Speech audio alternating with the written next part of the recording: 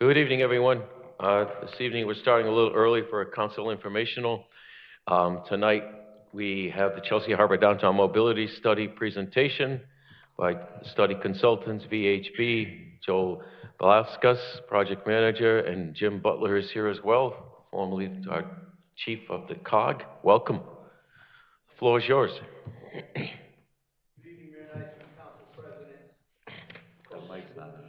members of the council, City Manager Salmo, Corporation Council Bristol. Thank you for having us. I don't think his mic's on. The light's on. No, it's not. Why not? The red is on. Close enough to it? Oh. No, it's not. Oh, I apologize. I saw the lights. Thought I actually did it right. Should be on now. Usually I don't need a microphone. Can you hear me now?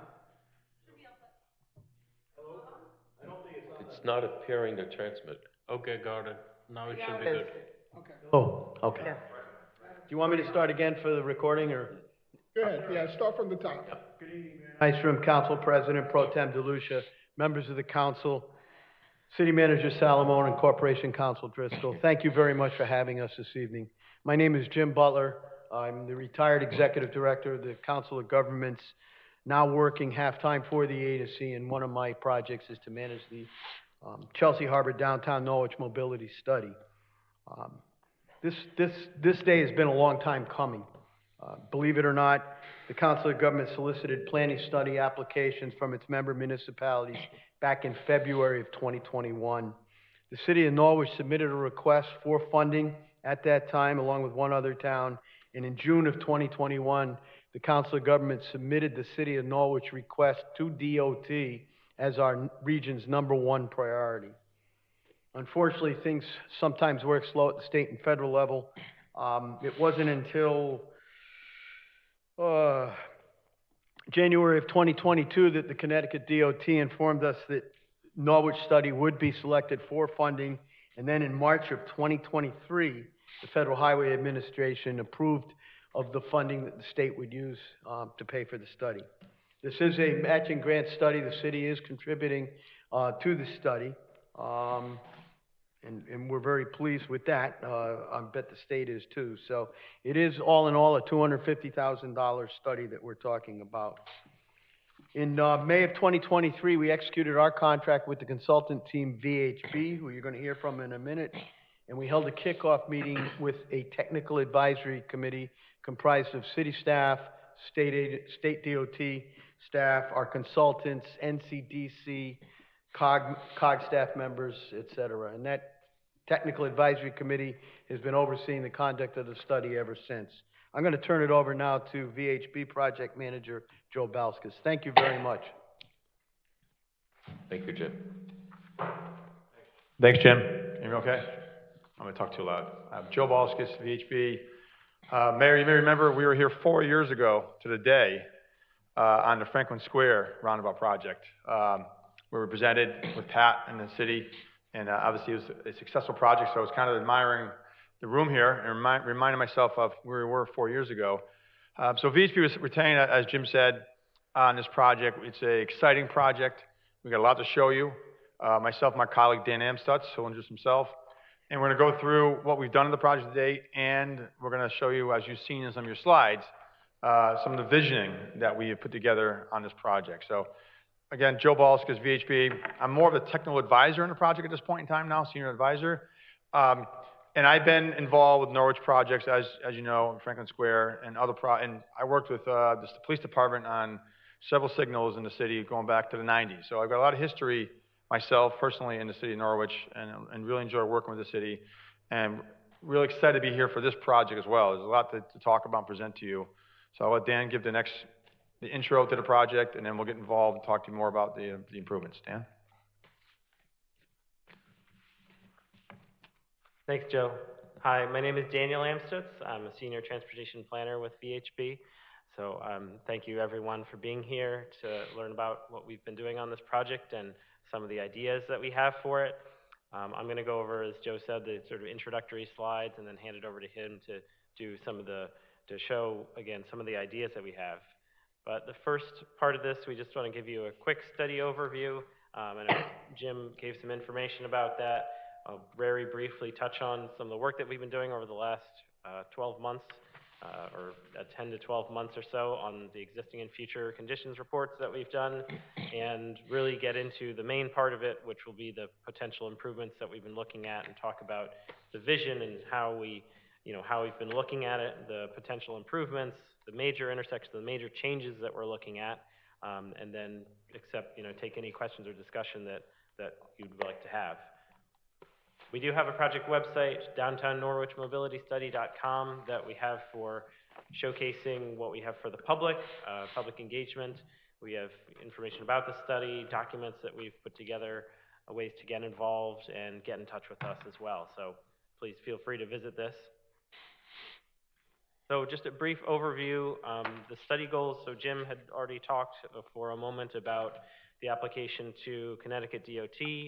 And as part of that, there was a purpose and needs statement that was put forward, and they included these goals, which were incorporated into the scope of work of the project. And they include improving livability, mobility, access to essential services, creating safe routes to the waterfront, Howard T. Brown Park, the transportation center, the marina, and downtown, and then developing alternatives to the current road configuration and traffic flows. And we're going to show much more about that in a few minutes. And this is really an important component of the city's efforts to provide streets that are safe and accessible for all users, including pedestrians, cyclists, motorists, and transit users of all ages and abilities. So the study area you can see here on this map, the red is showing the actual streets that we've been looking at as part of the study area. There are little stars that show different destinations, key destinations that, again, identified through the scope of work. And that little green line that you see is the Heritage Way, Heritage Trail that goes along the waterfront, and again, another key part of the study area. Again, it's led by the SECOG and the City of Norwich. As Jim mentioned, there's a technical or transportation advisory committee with city staff, COG staff. Connecticut DOT has been very involved, as well as NCDC. We've been doing a bit of public engagement, which I'll go over in the next slide, but we had a public meeting in October. We did a public survey, went over a few months. We've done our existing conditions and future conditions reports that are available on the website now. And we're going to run through, again, just very briefly on that and then get into the preliminary concepts. So we have been doing a fair amount of public engagement with this. Over the last year, we went to a Rock the Docks event with the Chamber of Commerce in August, and the Celebrate Cultural Diversity event with the Rotary in September. We have 2 public meetings that we're scoped for. One of them, the first one we had in October. The next one we're planning for around June. We had a public survey that was open for that, for anybody to comment on, to get ideas about existing conditions and issues and needs. We will also be doing a tactical engagement event where we can make some small changes, particularly around the Main Street area, that could be part of a future project to be held in the next couple of months. And then, of course, we have the project website ongoing to share all of this information. So very briefly, we collected existing conditions data over a couple of months on traffic conditions, safety, pedestrians, cyclists, public transportation, and parking. And we did part of this, we do traffic analysis of the different intersections, especially the signalized intersections.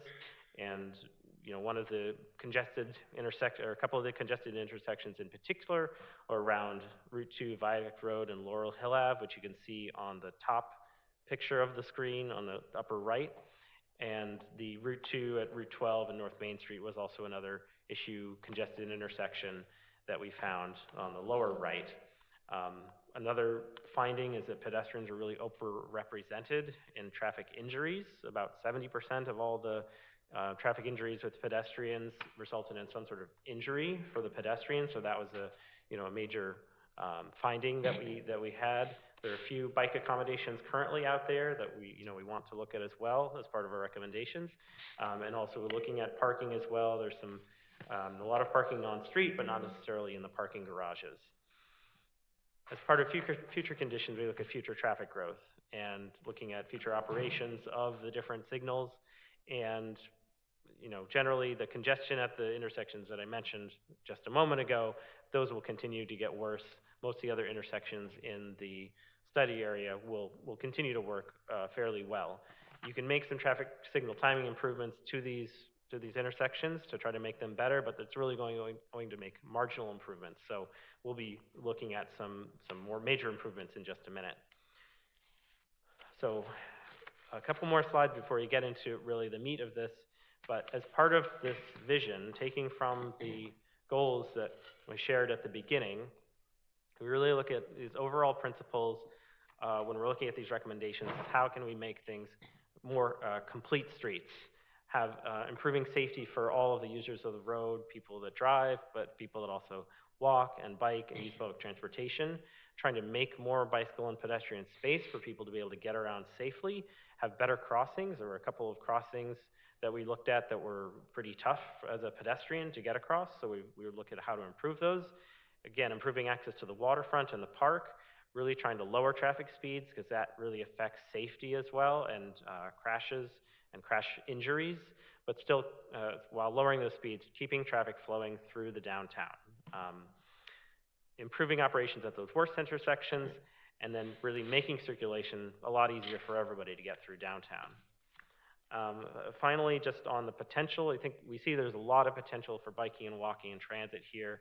There's a lot of walkable urban form that's still within the city, that's still really a good urban fabric part of it, but a lot of people aren't necessarily getting around by walking or biking because there isn't, there's a lot of wide roads, a lot of traffic volume going through, a lot of speeding going through. So we really want to improve safety for pedestrians. That'll really get more people to consider walking around, improving those crossings, lowering those traffic speeds, as I mentioned, expanding and connecting the Heritage Trail, and then one of our other recommendations will be about the frequency and the usability of the transit system, the seat. So at this point, I'm going to hand it back over to Joe to go over the ideas that we have. Thanks, Dan. So I know you've been kind of flipping forward in the slides. You've seen already what we've kind of thought about. We wanted to kind of talk about the vision, some things that Dan outlined, complete streets, making things safer, slowing down traffic. And we know that one-way streets in downtown have been a problem for years. With 3 lanes on Chelsea Harbor Drive, 2 lanes on Water Street, we have those one-way streets and higher speeds happening in the downtown area. So we've done some extensive modeling for these options. Not all of them have been fully vetted, which we'll go through, but it appears from our efforts that the improvements that we're going to show to you appear to work. From our analysis, from the operational analysis, from the peak hours, we know there's more analysis to be done in some of these, in particular Washington Square.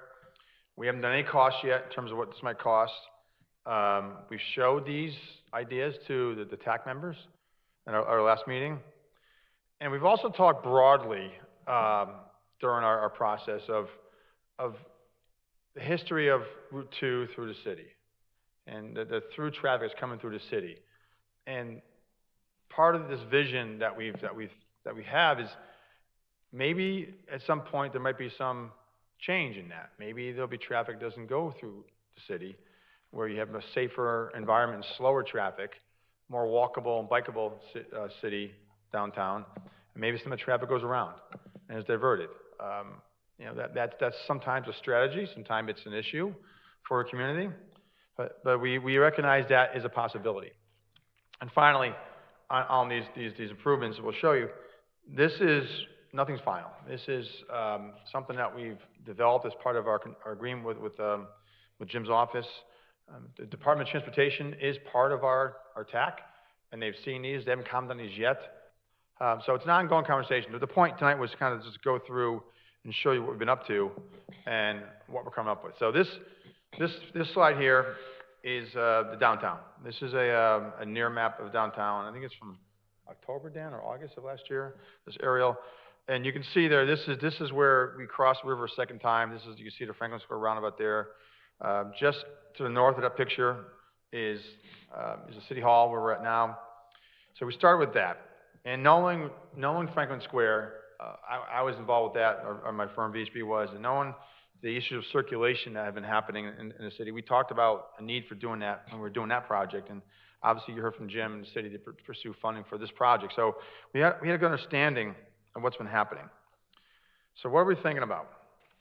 What we're thinking about in terms of this plan here, you can see is this gives you an overall view of basically making Water Street two-way. All right, and taking Chelsea Harbor, and leaving it one way, but getting rid of the 3 lanes. And cutting off, and I'll get into more detail, cutting off Chelsea Harbor from Water Street at the bridge intersection. So I'll go into that, a little more detail. So it's kind of pulling these out a little bit. Number 1, Chelsea Harbor becomes a local street and does not connect to Water Street except for at Washington Square. All right, so it enhances the waterfront, access to the waterfront, enhances our bicycle and pedestrian accessibility, mobility through the area. Number 2, Water Street becomes two-way, and that's a big deal. These are big changes that we're envisioning. These are significant changes. You'll find that many urban centers across the country are looking to get to two-way streets. Right? Getting away from the one-way streets with higher speeds and going to two-way. So this kind of follows that, not because it's the newest thing to be done. It's something that we saw as a need for the downtown area. So that's number 2. And then number 3 is that we simplified the intersection of Water Street and Courthouse Square and the former Chelsea Harbor Drive. It's now a T intersection, as you can see there. It's a T intersection now, which simplifies that intersection operation and allows us to more fully address some of the issues we have at the other problem intersections I'll show you next. So number 4, by doing this, we are looking to signalize the Market Street intersection, which will really open up access. Right now, Market Street, you go down, you turn right onto Water Street, and you go to Washington Square. We're looking that you can make that, you can turn left out of there, okay, and go to the east part of the city. Number 5, looking at enclosing the Courthouse Square and Broadway intersection near the roundabout. And there's a concept from the city as well that looking at Broadway, we're looking to incorporate that. And finally, the bigger one here is number 6. That intersection has 6 approaches. A real challenge, we know today. There's congestion there. It backs up across the bridge onto Chelsea Harbor Drive. And we're looking to convert Talman Street or Summer Street one way, away from the intersection. Now, they'll simplify the operation. And we recognize it's been like this for years. There may be some reason why it's not one way. So we're considering that as an idea to provide more efficient operations there. And that will reduce the queuing that's happening at the intersection.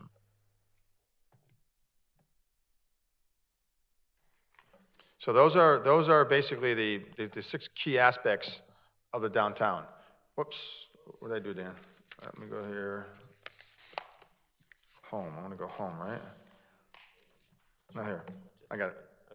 I mean, it's. While you're doing that, I have a question. Can I, We have the question you want to go through? Yeah, I really usually like to do that, but I think if we can go through this, and then we'll have, because we're trying to get done in like a half hour or so we can have the questions, if that's okay? Is that all right? All right, so let me, sorry, I had myself around, but, so that's down, so in a nutshell, downtown, we're looking at taking 2 one-way roads, keeping one way, putting on the road diet, reducing the lanes, Chelsea Harbor, and converting Water Street to two-way. All right, and we've done the analysis that supports that. So that's downtown. That's an immediate downtown area. Now, the next biggest part of this is what's happening across the river. Okay, we have 2 bridges, 2 one-way bridges. All right, one goes eastbound, one goes westbound. One goes by the transportation center, one goes by the transportation center, but doesn't connect to it. One of our visions here is to convert the bridge to a pedestrian and bicycle only bridge and convert the other bridge to two-way. And by doing that, we also envision traffic control changes at basically the 3 major intersections you see here, to two of them the roundabouts. Now, can those be signals? They can be traffic signals. However, with the number of lanes, we're looking at trying to improve pedestrian mobility, reduce the amount of crossing distances for pedestrian bicyclists. So we looked at both signals and looked at roundabouts. And for Washington Square, from our analysis, we can reduce those 6 lanes that are occurring on that section of Route 2 between the bridges. That's a wide open highway of 6 lanes. And you see there a significant reduction in the number of lanes by revising the traffic control and then converting the bridge itself to a pedestrian and bicycle-only bridge. And I'll give a little more detail of that. So looking at 1A, that's a roundabout on Washington Square, and a roundabout at West Main and 82. These two roundabouts are not taking any property per se. They are functional roundabouts. They accommodate the traffic. 1B is converting the bridge, the West Side Boulevard Bridge, to a pedestrian bike bridge, and I'll show you that in a little more detail. And 1D is making two-way of West Main Street and Route 82. So two-way on that bridge, and the other bridge becomes a bridge like this. This is something we're envisioning for that bridge, converting that. Because based on our analysis, it looks like we can provide one bridge to carry the through traffic while converting this bridge to a pedestrian bike bridge. We're calling it Bridge of Roses. And we also can connect that bridge to the transportation center. So you can park in the transportation center, you can connect this bridge to the transportation center and allow pedestrian access and bike access to that building as well as to the bridge. So it's a whole brand new vision. It's out there. It's pretty out there in terms of ideas. We recognize that. So this is one option. This is we're calling option one. All right. So again, West Boulevard Bridge, pedestrian bridge, and then West Main Street two-way, and then we have the three corners that we're calling it. One is teed up, and the other two are roundabouts. And we cul-de-sac under the bridge. That could be a park under the bridge as well. That's some park property. So those are the ideas. We're going to retain the Thames Street traffic signal, and we're also going to propose to install signal at the transportation center. Now, what this also does, it opens up the development at the marina. So marina can now have full access to the road as opposed to right in, right out access right now. Okay, so alternative number two, I'll go to. This is a result of our TAC meeting, and it was suggested, well, you know, maybe Joe, Dan, maybe your thinking is, how about you cut off,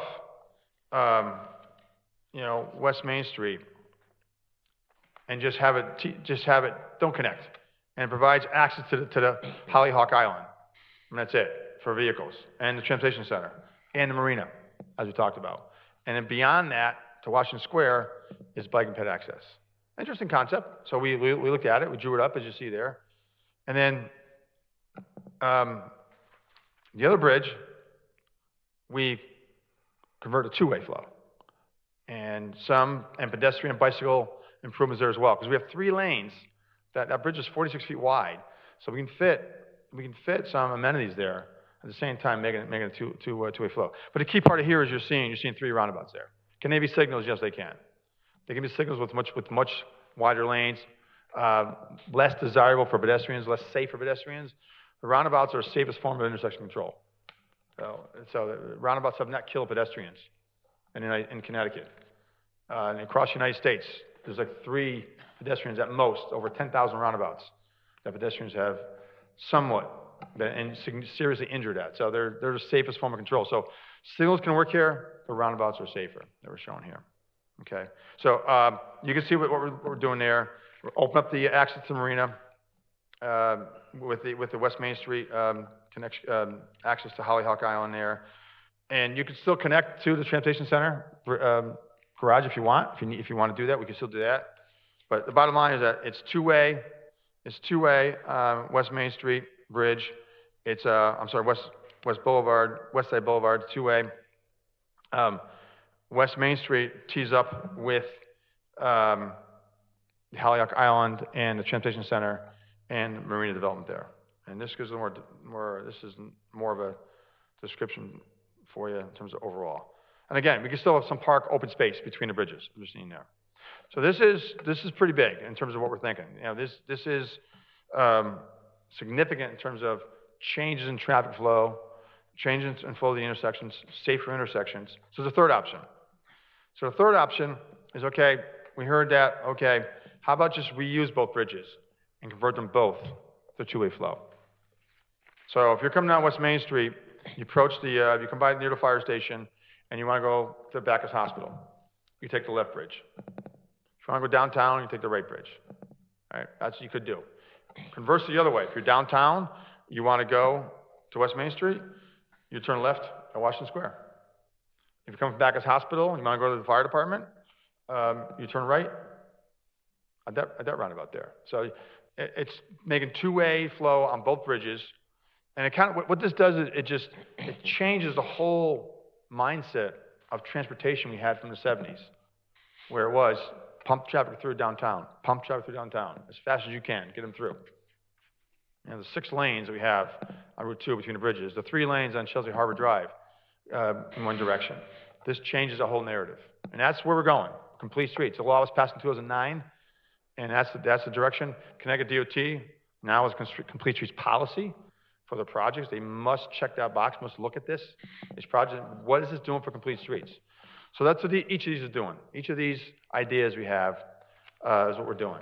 And again, they can be signalized as well. They do. Let me go here a little bit. It does result in some. You know, each one has a little different layout, a little bit, if you will, in terms of like the roundabouts, the size of them. But our initial analysis is showing that these do have the ability to serve the traffic and into the future. We're looking 20 years in the future as well. It's not just today's traffic, it's into the future. So this is the overall view that we have of the project, showing the left side. This is option 1, showing the bridge being converted to a pedestrian bicycle bridge. Take that bridge back, give it to the pedestrian and bicyclists, and then changing the flow downtown. We have some other ideas for up Franklin Street in front of City Hall. We're still working on those. But this is our initial take on what we're looking at for a new vision for downtown Norwich. With that, we'll take some questions. Thank you. I'll start off quickly and briefly and turn it over to others. Your option 3 is something that we actually looked at down at NCDC a couple years ago, and I can tell you, returning what you're calling 3B, which is Route 82, West Main coming in, the 2 lanes, that was discussed as well. But before all this could happen, we actually talked to a representative of the Federal Highway Transportation Network who was here when the ribbon was cut for the ITC back in 2012, and we talked about redesignating Route 2 into Norwich, which you seem to be heading towards as scenic Route 2, and then taking all of that traffic that is only seeking to drive as quickly as they can through downtown, putting them over 2-way and around, because they have no intention of stopping here. We're just a pass-through. And that then allows for the expansion of Harbor View Drive, which you're saying to restrict. I think the pictures demonstrate 1 lane, as you come up the hill at least, slowing the traffic down, all the above. We did not talk about roundabouts at the 3 areas which you're taking advantage of that structure. But these ideas have been batted around at different times, but you're clearly going into the tall grass a little deeper, which is kind of fun to see what could be done. That would be a very expensive bike path if you converted the bridge. Well, Mayor, the bridge itself, I understand, is fairly new. And we weren't looking at doing any major structural changes to the bridge itself. I get it. But maintenance is the issue, I think, is what we're hearing. How to maintain that in the future. The bridge is almost 40 years old, actually. I don't call it new. Maybe it's new in the industry. I don't know. But interesting topic. Thank you. City Manager, you had a question. Yeah, looking at Harbor Drive, you have the orange, which I assume is the increased shoulder or Yeah, let me more clarify. open It's space. orange is sidewalks, and the cyan color is bikes. It's conceptual now. Would that be integrated into the park, or would it be kind of a separate median, or it's not clear on that. The whole, yeah, these are concepts, and we haven't gotten that level of detail, but the intent is to connect, is connection, connectivity between the modes. All right, between the Heritage Trail, the park, pedestrian and sidewalk, the bike path, multi-use path, whatever we want to call it, that's all intended to be connected. That's the intent. Well, that's the area that, really for pedestrians, other than the intersection where the, two bridges are, but especially, I always, when I first came here and I looked at that road, it reminded me of the Grand Prix of Monte Carlo, Yeah. you know, through Down the hill and turn, downtown, yeah. big curve, you know, and that's how they drive it, you know, racing to get to the right so they can make the, And more the so right today, turn. more so today. You've Yeah. heard testimony from the commissioner at the Transportation Committee up at the Capitol. You've heard all they're trying to lower the BAC level down to .05. People are just driving crazy since the pandemic. You see it on highways. And when you have a 3-lane wide road that has a downhill and a curve, and you're trying to get to the next signal, you've seen it, we've seen it, we've been out here. We've seen it as well. And that's where we think you can change that, by physically constraining that. And I that think road. no matter what we do, my opinion, what we do with the bridges, whether it's option 1, 2, or 3, or nothing, or whatever, that, the Harbor Drive area could be, changed no matter what. It has that ability because it's, kind of integrated into what exists now. Or, you know, if we were gonna phase this in, that would be a great phase 1 or something to that effect. I'm already starting to think about how you break it up a little bit. Be nice to get the funding for all of it, but I can't see that happening, too easily. Also, there's gotta be a lot of state DOT negotiations on this. There is tremendous amount of funding available. I've been doing this for 34 years. I've never seen how much money is. Stanford just got $17 million. God bless you. $17 million for the West Side connector directly from the feds, not through DOT. These are state roads involved, so you think DOT would be involved, but you don't have to have DOT involved in chasing funding. There's just so much money available. The iron is hot now to chase funding on these. It's incredible that how much opportunities are there for municipalities like yourself and the regions and the DOTs to pursue funding from the federal government. Well, thank you. Those are the general questions I had. Other than that, you know, you talk about the viaduct, but there's, did I lose something? There's not much, what's the recommendation at Viaduct and Main Street? Is there, We're still looking at that. We're still looking at that. okay, so Yeah, that's not on the table yet. Not yet. We're still looking at that, yeah. Ironically, that queue up that is caused there mostly in the afternoon, is caused because it's a through road.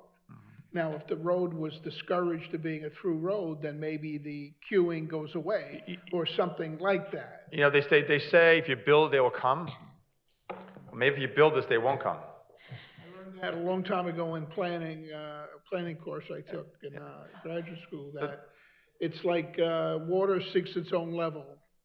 And traffic is similar to water, it seeks its own level. So if you make it less convenient for traffic to blow through downtown, going to the casino, to the beach, whatever, we expect there to be some diversion. I think there would be. It comes down to, is it faster going on 395 to 2A and cut across than going through downtown? And my point here is that sometimes you build some things, you cause diversion. Is that a good thing? We think it could be. It might not be for everyone, but it could be a good thing. We're taking some of that through traffic the mayor talked about, taking that through traffic out of the downtown, because they're not stopped anyways, and putting them on a more appropriate roadway, like an interstate highway. And I think now, with the opportunity with GPS, which most people use to navigate, if the GPS coordinates showed that 2A becomes 2, and it showed that as the most direct way to get to the casinos or whatever, a lot of people who don't know the 82 route would take that without even questioning it. 20 years ago, you didn't have that, so people would have to learn it, look it on a map, and probably You can, question it. in Google Maps, you can petition Google Maps to note your neighborhoods of concerns. And obviously it's intelligent, it's artificial intelligence as they do it, but with time, it could be that happens. Right, right. Yeah. I've found we tried to do that a couple of times in Newington, and sometimes Google is pretty stubborn about not changing their paradigms for how they go from point A to point B. So that's all I had. And sorry for doing too many at once. Members? President Pro Tem. So I'm looking at, option 2 for where West Main Street comes into Washington Street. And, I have a comment and a question. I'll start with the comment because it's a compliment. The thing that jumps out at me the most is converting the eastern end of West Main Street at Washington Square into a pedestrian plaza, because it then connects Howard T. Brown Park to the marina and to the other businesses that are on the opposite side of the street, and completely removes cars from the equation. So I really like that concept, and I applaud the fact that's a tough choice to make, right? But you showed some bravery in putting that out. That actually, that was not our idea. That was actually the police chief's idea, which is part of the reason why you meet with your city and you show ideas. It spawns ideas. Right. And the chief saw option 1. He said, "Hey, what about?" And we're like, well, "Yeah, that actually could make sense." And so we draw it up. I've learned any idea you draw it up. I've learned over my career how crazy they are, and I've heard a lot of crazy ideas. You draw them up, and we drew it up, and yeah, we did some analysis that has some legs to it. That actually, it makes sense. Yeah, well, and Makes the other sense. thing it addresses is it takes, even if you put that, if you left that for vehicular traffic, and even if you gave it a road diet and shrunk it down to 2 lanes, it takes 2 more lanes out of the equation at Washington Square, right? So that's a big Yeah, plus. Washington Square, just to backtrack a little bit, it works pretty good for a signal. It's not one of our most congested intersections in the study area. But why? Because you got all these lanes. But we have a lot of crashes there and pedestrian crashes because you got to cross these long crosswalks. So yeah, whatever we can do to reconfigure that, even if it was a signal versus a roundabout, all the better. But it actually does work fairly well, again, because you've got 6 lanes, you've got these big signs, highway signs over the road. It speaks to speed, highway, drive fast through here. So yeah, that you're absolutely right. Taking that leg out of the intersection, whether it's a signal or a roundabout, obviously helps the operation. The question is what is your vision for where where Thames Street comes into West We Because you're terminating the loop. We're leaving that as a signal. We haven't really, we didn't see a need to do anything there. It's a T intersection, so we left, and it operates very well. Our vision is remove 1 leg, as you see there, and make a park there. That's our vision, if you want to say there's a vision there. But we didn't see a need, you know, roundabouts are great. They're the best form of intersection control, safest, but not necessarily always appropriate, you know, and depending on your impacts, depending on how you can build it, is it needed there? So with a T intersection, we didn't see a need to really change that control. Well, you know, I'm thinking about it in the opposite direction. I'm wondering if it can't be served by 3 stop signs, because most of your traffic is either going to be turning right onto Thames Street or left onto West Main Street off of Thames Street, right? It's a possibility. We could look at that. With a signal, we can time it and can manage traffic better. With a traffic signal versus a stop signs, you can't. Well, right, but I'm concerned about the queuing and the wait time on the West Main Street eastbound stretch backing up into the roundabout. We're comfortable with that. We're comfortable with that. We've done the analysis. We're comfortable with that. Yeah, queue, and let me see. Queuing up to a roundabout isn't a terrible thing. Okay, it's not a terrible thing. The question is how long. I did the roundabout in Glastonbury, one of the first ones, and the first one in Glastonbury, and stood in front of a council like this, and, skeptical people, how's it gonna work? We found queues were 600 feet. Oh my God, 600 feet. We did the analysis, the microscopic analysis of that. It was for 30 seconds. So we build it, build a roundabout. It's working. What happens? It goes to a queue, 600 feet, past Well Street. It's gone in 15 seconds. So the roundabout's the thing. The queues are moving. They're moving. So yeah, I'm not gonna tell you right now that it's perfect, but we did look at that issue of between a roundabout and a signal, and we're confident right now we have enough distance between those two. And this is early. We're early yet. We have to go through reviews with DOT, but from what we're saying here, we could better manage it as opposed to being a stop sign. You don't. You can't manage it. It's up to everyone else's operation. Well, you would get a lot of the traffic, I'm sorry, I'm going out of turn. You would get a lot of the traffic that wants to go north on Washington won't use the South Bridge then. They'll take the roundabout and go to 2E, intersection. So we will cut down, so it'll be less exposure. I don't know what the do you have the breakdown of which, how Oh, yeah, we have the cars are number. going north and how many are going south? Yes, we have all that, yes.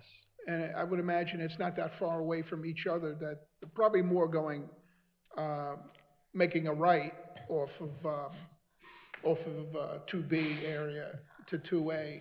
But I don't think it's that far away in the split. There's a lot of vehicles that go, make a left and go north on 12 at that point, or 2, at 2. Alderwoman Hayes.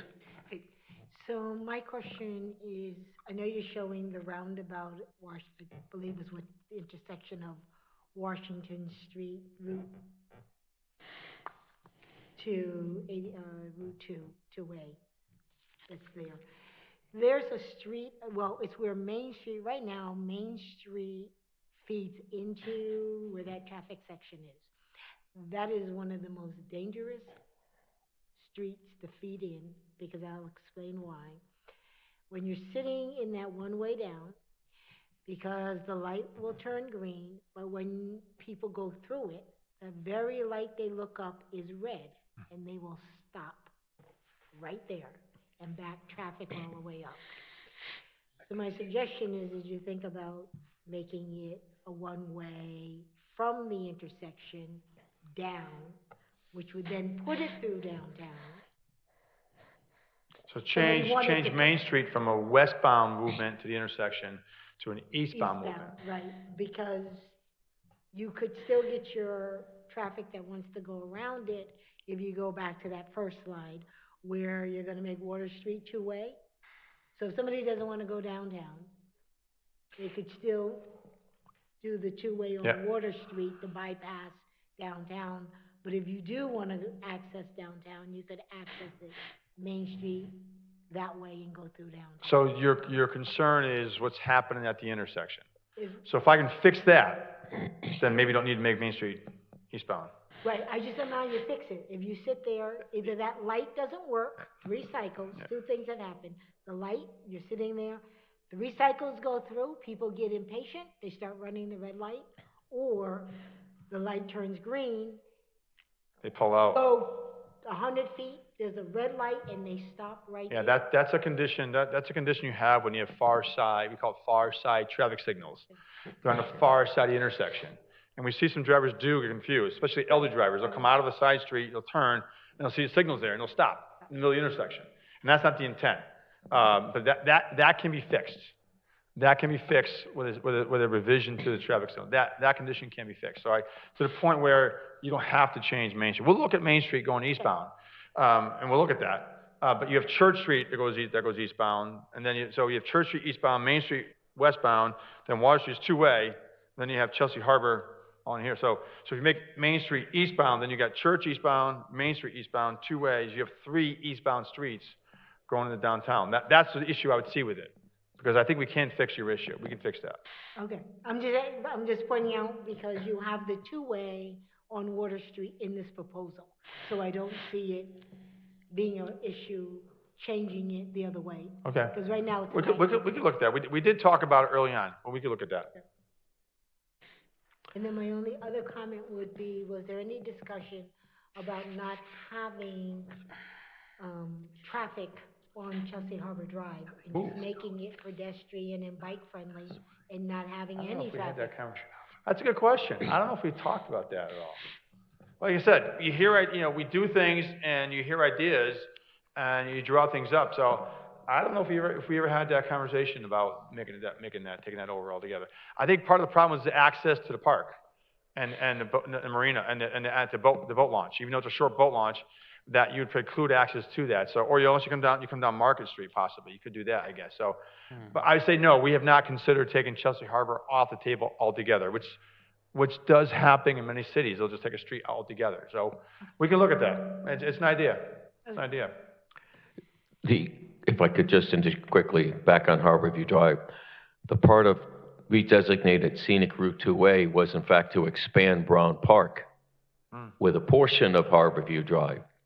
So now your barriers or your perimeters will shift, becoming one lane, but maintaining the one lane as you just alluded to, access to the garage, to the park itself, and so forth. You're moving Summer Street and reversing that one-way pattern as it is now, based on the arrows. I see Jim nodding his head. I've actually slid down that hill in ice in an old UPS truck, and I can tell you, you don't stop coming down that hill. I went right across the whole system. Yeah, yes, okay, yes. But on the other side of Summer Street, the hill is almost as bad. Yeah. Clearly, that was something that would require a lot of review with those people who live Yeah. up there.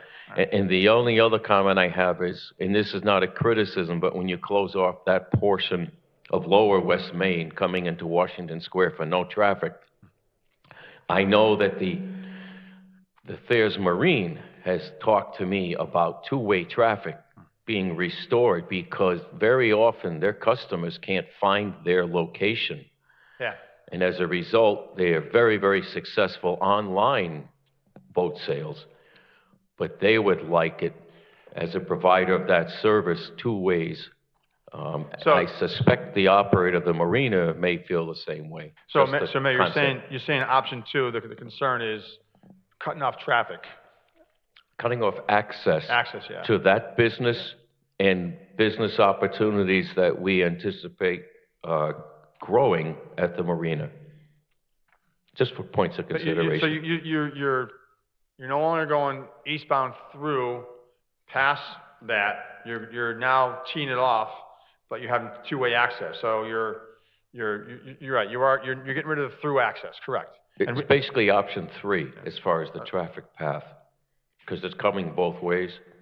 If I remember, I had turned, Right there. yeah, So they would like this. very much. Yes, yeah.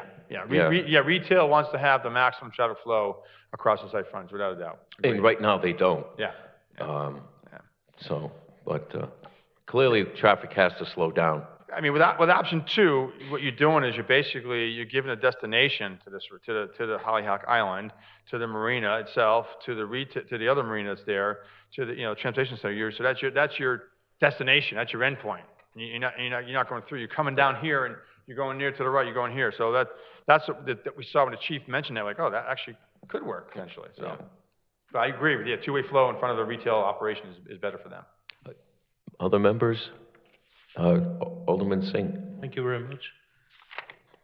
So of course, these are conceptual drawings at this Absolutely, point. yeah. So I'm assuming there's no traffic study done Oh, yes, on sir. any Yeah. of these Let me scenarios. be clear. We have, yes, option 1, we have done extensive traffic studies for, analysis, all right? Okay. We've done the traffic counts. We did extensive traffic counts, 12 intersections last year, done all capacity analysis for option 1, and we analyzed all the intersections. Options 2 and 3, we've done some preliminary analysis. Okay. Just to support us presenting them to you, right? We didn't want to present something to you that's, oh, it looks great paper, but does it work?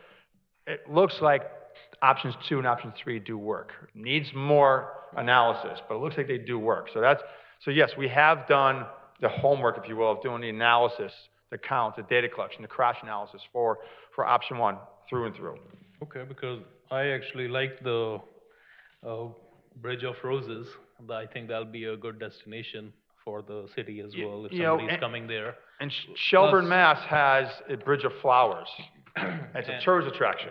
They converted the bridge, like we're showing here, to the Bridge of Flowers, and it's on the highway, on 991, you see signs for it. It's actually a tourist attraction. And it shows event space as well, plus I guess if food Vendors, trucks yeah. wanna park there or some event wanna happen, I think that's a nice view Yeah. overall.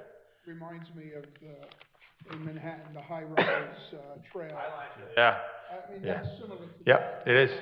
It Even is. that bridge in Paris where everybody puts the locks, you know? Better, But other quick question, on the roundabouts itself, of course, option one I like better because it has two roundabouts instead of three. But have we, in our conceptual design, we have reached to the level that we can say we will not be taking over any existing business? We do have enough space, but So at the fire department location, absolutely. Okay, there's no right-of-way issues, there's no impacts to property. At Washington Square, there's the building on the corner, the old, there's a donut shop, a little corner. That parcel is impacted. We haven't figured out exactly how much, but you can see there, the corner of that parcel, there is some impact there that we have to look at. There's a vacant lot next to it. There's definitely some potential there for redevelopment there, but that's probably the only spot we have a little bit of impact, is that corner. Everything else we've been able to fit within the right-of-way. The key thing with roundabouts is right-sizing your roundabout. That's what we're learning. That's what you got here, Franklin Square. That's a right-size roundabout for the location. So and actually, this roundabout might actually help them, because right now it's only like one way in. We haven't gotten that detailed, you know, in terms of like Franklin Square, we laid it out, we met the city, we did properties and the parking. Here's just a concept. So we could look at that. If that's something to look at, we'll look a little further and see how much this concept and the horizontal impacts that, and is that property, how much is it impacted? Is the parking spaces impacted? Is the building impacted? You know, we're trying not to impact any buildings, obviously, but we can look at that a little further. The only thing with option one, I see that if somebody has to park their car, it's a little drive for them, you know, little walking, but Park their car. if they wanna come to that Bridge of Roses. Oh, well, that's, you can, on the cul-de-sac, you can park there, in that green area. We haven't laid it out yet, but there's definitely opportunities, you know, across from the fire department, that could be a parking area possibly. We just haven't gotten that far with it. Okay. But you're connecting to the parking garage on this plan. Oh, sorry, thank you. Yes, we're also connecting to the transportation center parking garage. That's what the parking's gonna be, thank you. That's great. So you can park in the garage, there's plenty of parking there now, go to a certain level, and go from the parking garage to the Bridge of Flowers, or the bridge, it's whatever it's gonna be. It Well, takes we some are structural. the Rose City, so What's that? we are the Rose City. That's why the logo at the bottom right of the presentation is a rose. Yeah. Question I have, if you're going to, you take the upper bridge, and it's as it is in option one, have you discussed the issue of when the lower West Main Street, for whatever reason, is completely shut down, you have to accommodate traffic? DOT requires emergency management service plans. Now you have to divert traffic. Would that design still permit emergency management vehicles over it? Because you have to accommodate that in lieu of that other road being shut down. Mayor, I think you can. Look at the section there. You have 46 feet from parapet to parapet. So could we, with the cycle track being shown there, the multi-use path there, could that be used for road? That's something we could consider. That you would lose that access for pedestrians, but that's something that is feasible. It really is. On a temporary basis, yeah, it is. I'm learning more and more about those diversion requirements as we talk about other needs in the city and what impacts roads near highways. But that is a clear, I'll call it a mandate. They require that. They even designate roads in our city currently right now as diversion paths in lieu of that event happening. I don't see this would be treated any different. Agreed. And I think we can accommodate that. Thank you. Other questions, members? Thank you very much. Just real quick, we had next steps. So we have a public meeting, an engagement event coming up in April, May. We're looking at doing a draft report in May, and a public information meeting, what you're seeing here, number 2, probably in June, we're looking at to do, okay? Thank you very much. Thank you. Appreciate all the effort in the presentation. Very enlightening.